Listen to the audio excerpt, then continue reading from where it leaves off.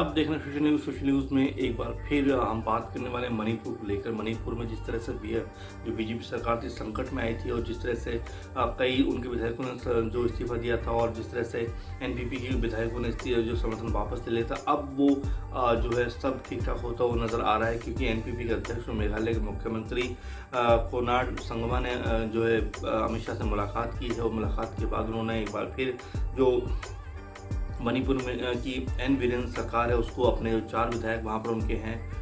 NPP के 4 विधायक वहाँ पर हैं, यानी कि मणिपुर में 4 विधायक हैं एनपीपी के, उन्होंने अपना समर्थन जारी रखने की बात कही है। तो अब ये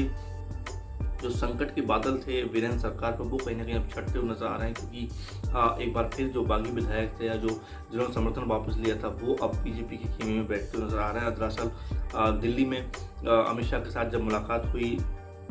एनपीपी के अध्यक्ष की, तो उन्होंने सारी बातों को रखते हुए कहीं ना कहीं सारे मसलों को शूट आउट करते हुए एक बार फिर ये ऐलान किया कि वो बीजेपी के साथ खड़े हैं। तो अब ये एक बार फिर तय होता हुआ नजर आ रहा है कि जिस तरह से बीजेपी जो है संकट में घिरी थी मणिपुर में, उसको अमित शाह ने अपनी चाणक्य नीति से एक बार फिर संभाल लिया है। कुल मिलाकर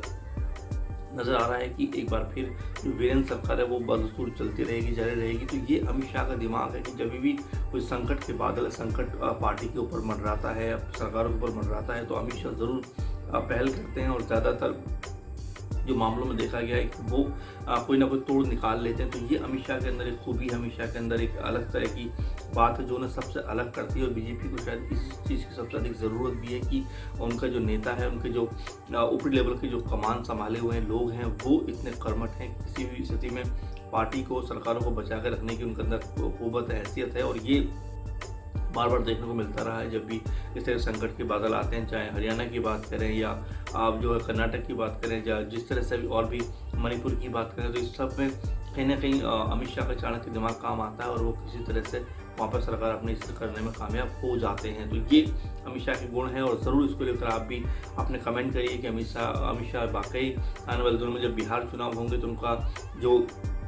दिमाग इस तरह चलेगा और जिस तरह से उन्होंने रैली करके कहीं ना कहीं शुरुआत भी कर दी है। तो आप अमित शाह को लेकर क्या सोचते हैं और जिस तरह से बीजेपी लगातार अपनी स्थिति मजबूत कर रही है, उसमें क्या आने वाले दिनों में बीजेपी को फिर बिहार में जीत का मौका मिलेगा और क्या मणिपुर ने एक बार फिर साबित कर दिया है कि बीजेपी को फिलहाल सत्ता से हटाना, बेदखल करना उतना आसान नहीं है। लगातार आप देखते हैं सोशल न्यूज़। नमस्कार।